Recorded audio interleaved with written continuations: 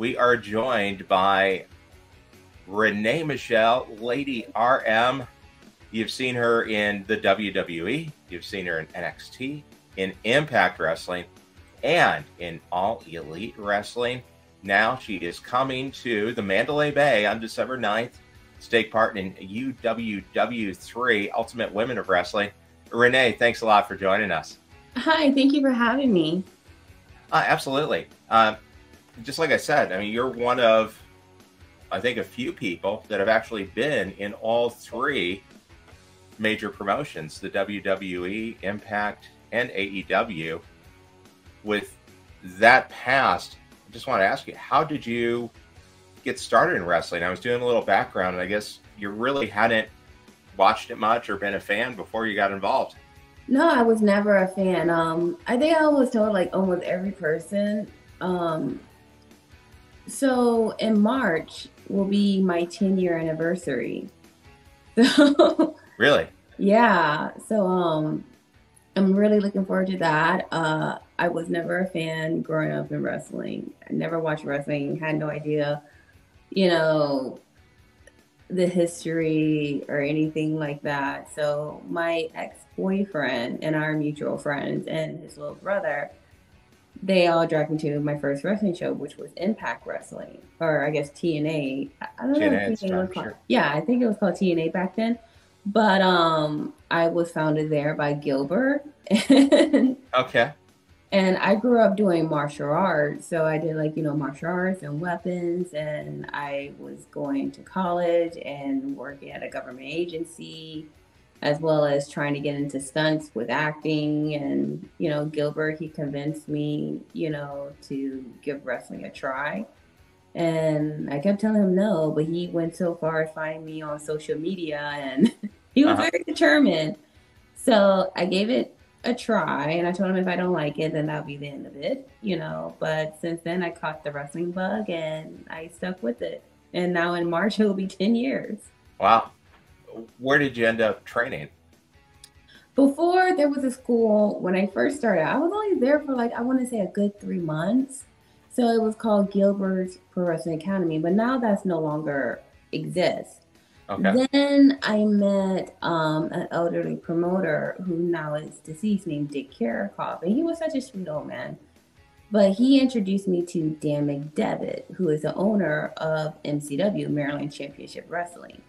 Okay. So because of Dick, I was able to meet Dan, and Dan, he took me underneath his wing, and then the school developed Maryland Championship Wrestling, also MCW, training school. And my first actual trainer was RJ Myers, which is known as the Bruiser. But unfortunately, he passed away due to leukemia, so God rest his soul. And, MCW have always been my first home. And then I had an opportunity to go in Japan. And luckily, I took Japanese in college. I just never thought I ever had to utilize it. But when I was a kid, I always wanted to go to Japan. And when I had the opportunity to do a tryout with Marvelous, which was the owner of Chigusa Nagio, and Chigusa Nagio was infamous tag team partner with Lioness Asuka back in the day. They were known as the Crush Girls. And, Chigusa used to own a dojo called Gaia. So there's a lot of history with that. So I couldn't pass up the opportunity from right there. But then I also was in talks with Stardom during that time. But I wanted to learn the old Joshi lifestyle and what it's like to be in the middle of nowhere, just constantly training, especially when I saw the Gaia Girls documentary that was on YouTube.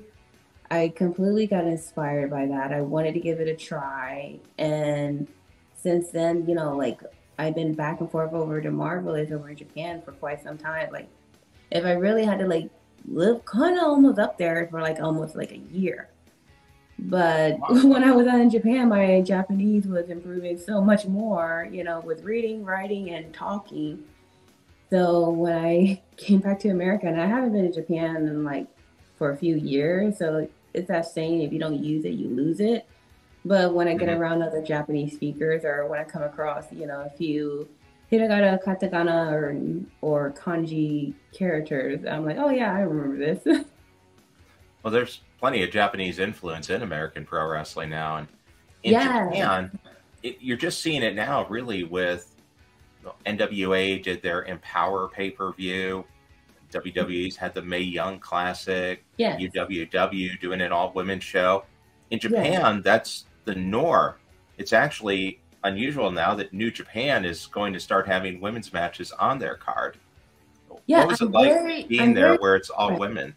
Yes, I'm very surprised, but I'm also very happy. You know, New Japan, yes, it's been there, you know, it's been it's always been like a male dominant society. You know, yeah, you have your ballets like, you know, the Bullet Club Babe, and then there was Miranda Canellis, you know, and also Amber O'Neil, but to actually have actual female matches on the card, that's awesome. I love it. Yeah, because the norm in Japan, and if you aren't aware of it, pro wrestling is massive in Japan. Yes. And probably the number 2 sport in the country. Yes. Maybe the number 1 sport in some areas, just behind baseball. Yes, it very Their much women's is. promotions do great business. Yes, it very much is. And what I love about it is that they have a love and respect for the business. You know, so yeah, so she was my, you know, like you said, there's Japanese like workers or wrestlers. And, you know, here in America, like Satomura, that was Chibiza's first protege, you know, and now Okay. she's like with WWE, you know, so now her second protege is Takumi Aroha, you know, so it's like I call her Palma. She's like a mama and papa to me. So Japan is always going to be my second home, you know. If I haven't met my husband, I think I'll be living there right now. But since you mentioned your husband, so you didn't start in a pro wrestling family like some of the people on the card. No, Lady Alpa, Tessa, Shaw Guerrero, they're all second generation I wrestlers, but you married into a wrestling family, it sounds like, well, no, I mean, or to a wrestler. to a wrestler, yes. Shaw Girl, I absolutely love her. You know, like I remember when she was on. I think it was her first match. You know, when she was trying to come back.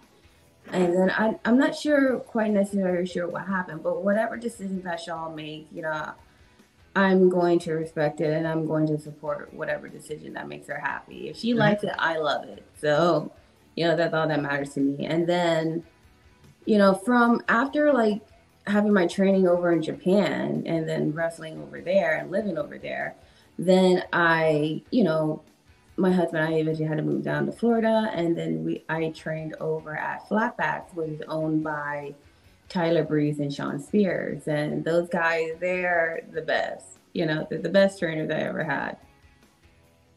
Yeah, Sean Spears probably doesn't get the credit he deserves for being a trainer.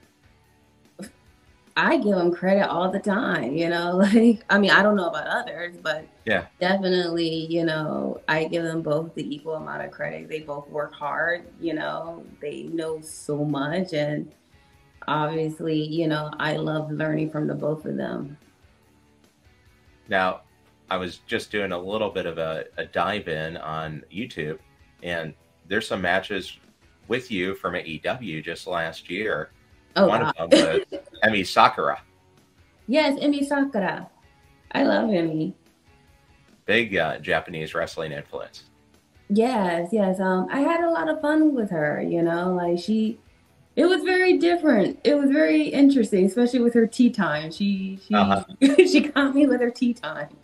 And then what made it even more like mind blowing, I'm like, now I saw back the footage. And then the referee's like taking the tea. I'm like, seriously, dude, whose side are you supposed to be on? Yeah, he wasn't helping break it up, No, was he? no, he wasn't. Now, are you still in the mix for AEW on dark shows?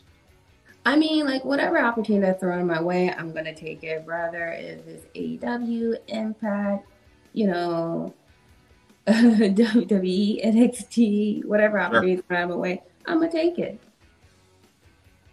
Like due to the Well, holidays coming up, I'm kind of slowing down because yeah, you know yeah, it tightens everything up. I got wife duties. But other than that, you Well, know, and a full-time job as well as wrestling.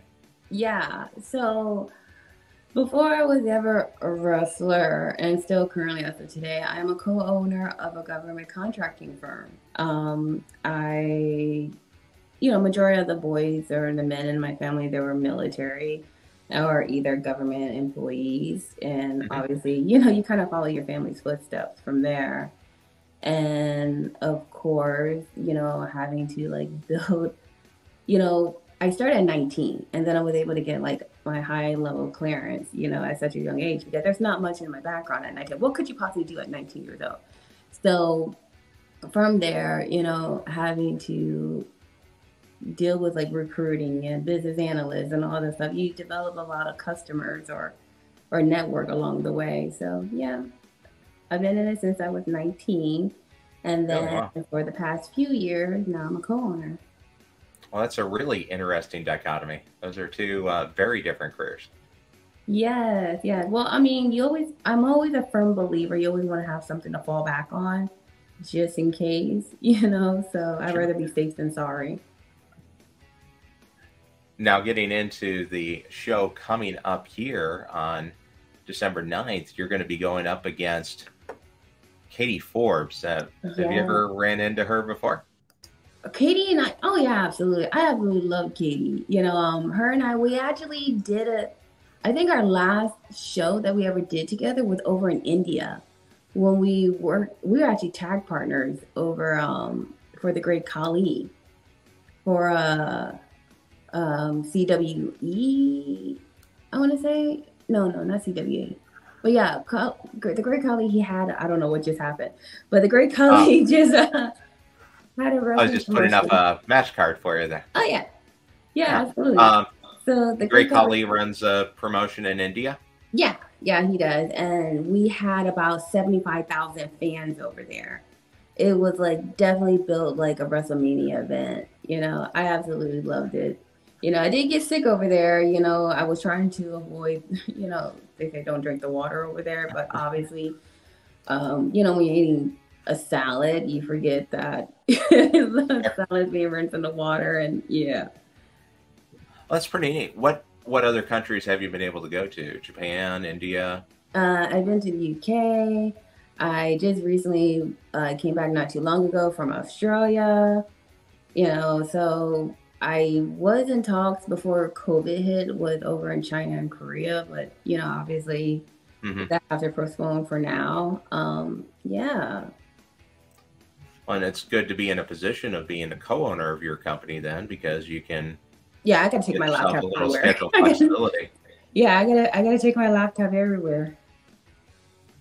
What country have you enjoyed wrestling in the most outside of Japan? Oh, so that's a good one.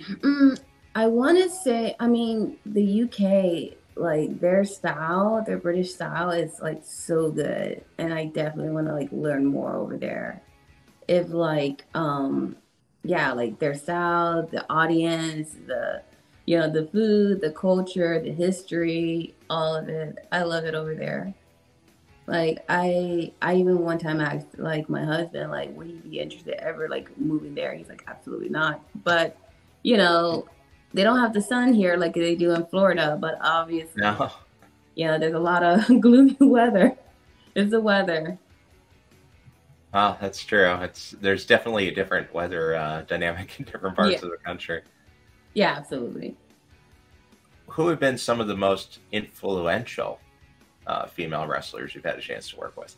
Oh gosh, I was able to be in the ring with and earlier in my career with Mickey James, and then there's Melina, and and then, of course, like with over in Japan, there's Tomoko Watanabe, there's Karo Ito, Chikuta Nagayo, Takumi Aroha. Um, I was even, actually, like, even though when Shaw Girl was coming back, I was Hmm. able to be in the ring with her, and she definitely have her daddy's like, finesse, like her she has her daddy like charisma and attitude up completely head to toe.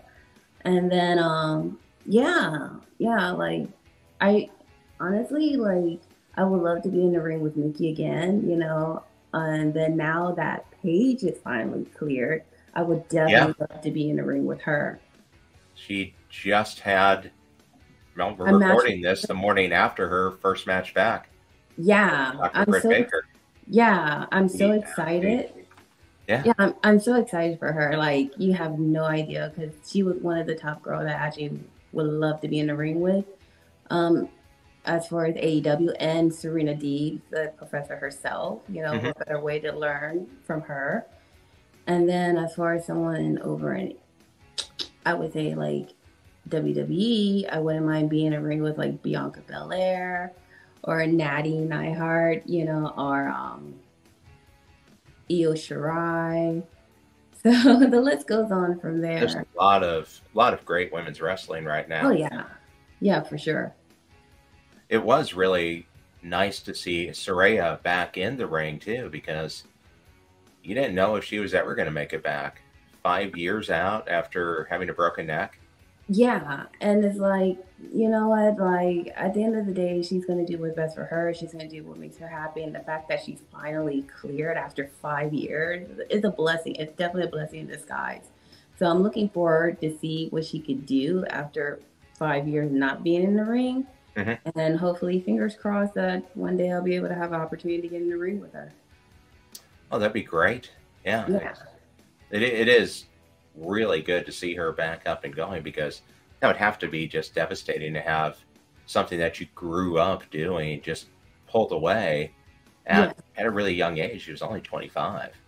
Yeah, and then of course, like, like her mother said, her mother was been bumping when she was in her womb, so it's Yeah, like it's in the blood, and it's like I really love like Sarah. I absolutely love and adore her mother too. So it's like they're the best. now, what attracted you to UWW? What's the motivation to go and join that federation and get out in Las Vegas?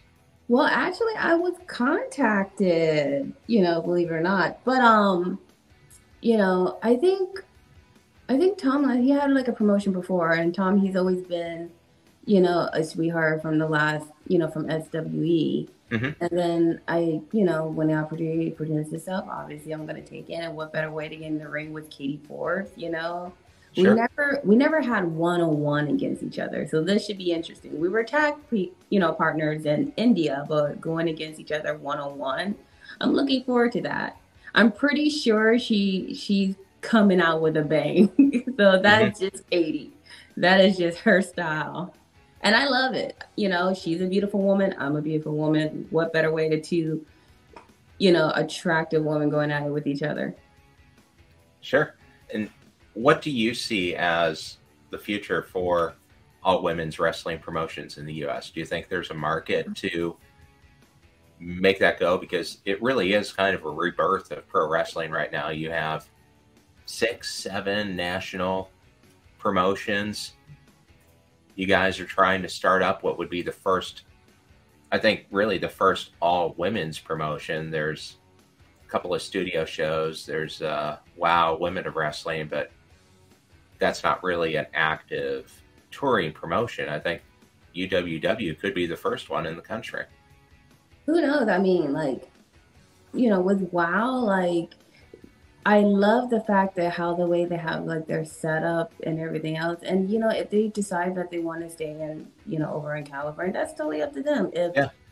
I'm looking forward to see what UWW could possibly bring to the table as far as like a market for women's wrestling. I think that's always been a market. It's just that, let's be totally honest, throughout history, it's always been a male dominant society. So I guess for women, we definitely have to break those barriers, overcome like multiple or different types of obstacles. I think there's a market for everyone or every woman. If you wanted to have the sex skin, you have the sex skin. If you wanted to have like a character like a zombie Hmm. or someone like, or a dead bride or whatever the case may be, or a Viking, Yeah. then there's that. If you want to have more of a serious one, or a luchadora, or a technical wrestler, or a grappler, you know, there's different markets, in different Hmm. niche that probably fits, for the audience. So it it really depends on what one is looking for. Well, that's true. There is a huge array of styles right now. Yes. And like you said, with Abaddon crawling around in the W or in the AEW, Yeah. Young, the undead bride walking around in Impact, and Yes. yeah, lots of different. Max the Impaler running on the NWA and some of the independents. So lots of different variants. And then there's also like, there's also a wrestler from the LBGQ. I think I'm saying that right. No, don't correct me if I'm wrong. Community as well. So there's a market for everybody, and it really depends on the individual. It's like kind of like, like there with movies. Some people like scary movies, some people like comedy, some people like serious, some people like action. Like, what do you like? Yeah, there's not one right style. It doesn't really matter that much if it's a 5-star match. You can like whatever match you're watching. There's just such a wide variety, especially with all the different promotions going right now. You can find something that's interesting to you. Absolutely. And it's like, for me, like what I try to do, I try to become adaptable to who I'm wrestling against. So if I have to be more of a character, I could deliver that. If you need me more technical, I could do that. Joshi style, I got you. Lucha, I got you. It really depends. Really, the opponent who I'm working against, But I guess because me being nearly 10 years in and learning different styles along the way, it's a blessing. You never stop learning. That's the thing about wrestling. There's always something unique. Even if you need me to do some high flying moves, I got you. But it's like you never really stop learning. It's never ending. Well, just as we're getting to the point of kind of winding it down here, I do want to mention that we will have on the Las Vegas wrestling scene social media page, we'll have some tickets to give away to the UWW3. Yeah. And we'll just need some comments. Probably the first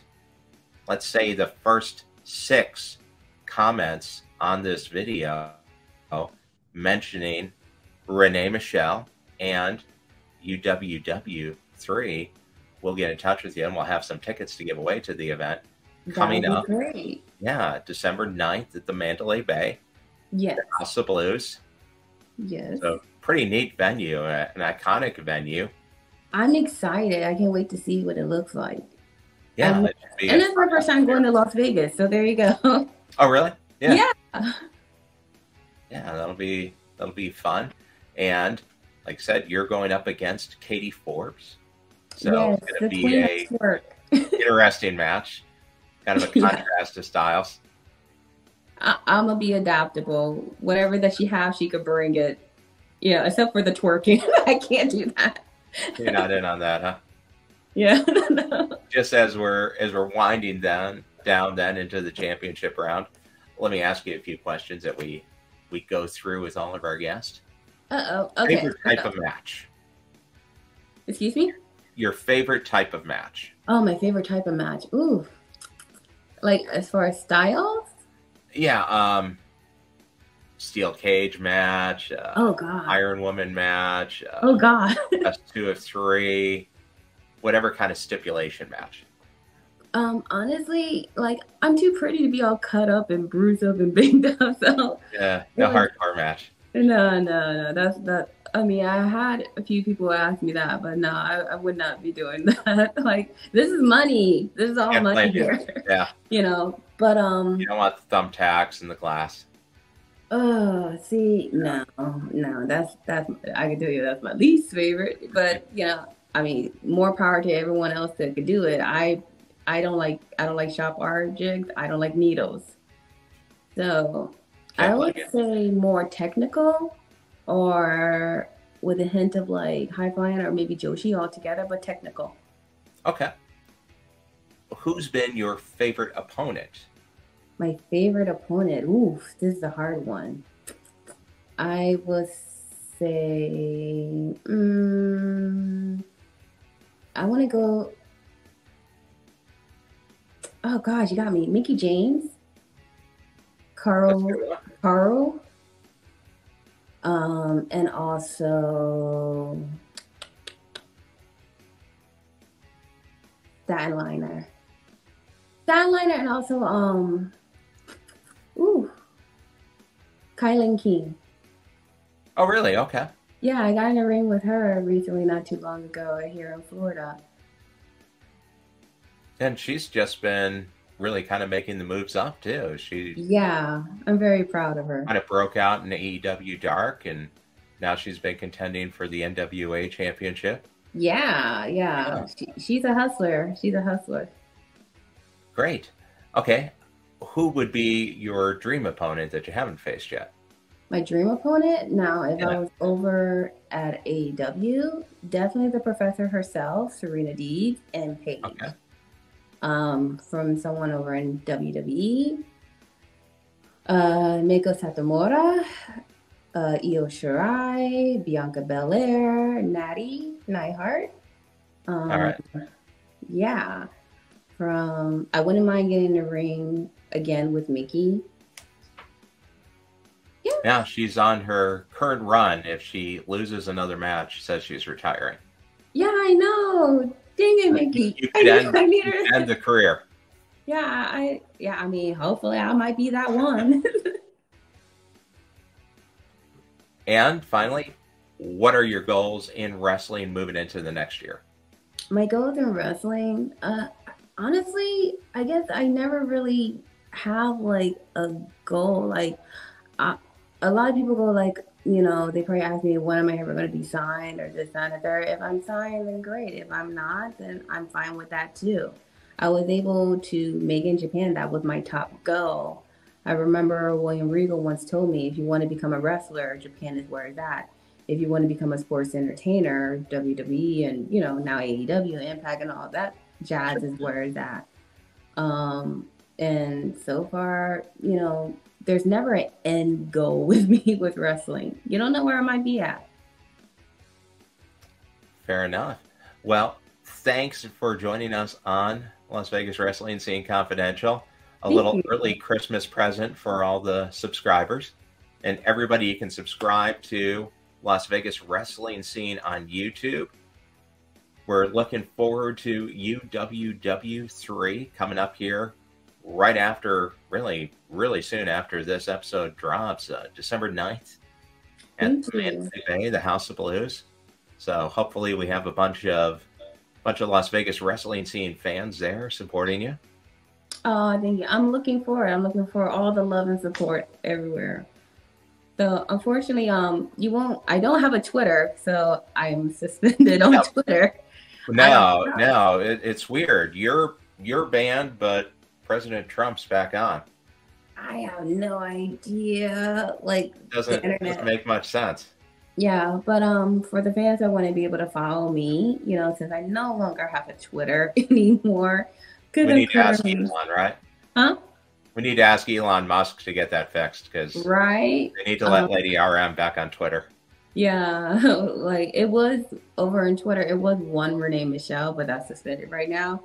But now you can find me on Facebook, which is one Renee Michelle, or on my Instagram, which I mostly use, which is Lady RM. Okay, awesome. Well, hopefully we get some extra followers there too. And you can see a lot of matches. Just do a search on YouTube. Plenty of Renee Michelle matches up there. Quite active with AEW just last year and Impact. Yeah. Thanks again for joining us. Have a Merry Christmas and Happy Holidays.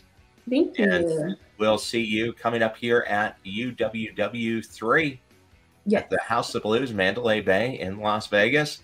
Renee, thanks for stepping into the ring. And until the next time, stay tuned and follow us at LVWS Confidential. Subscribe on YouTube. We'll see you the next time in the ring. Thanks. Thank you.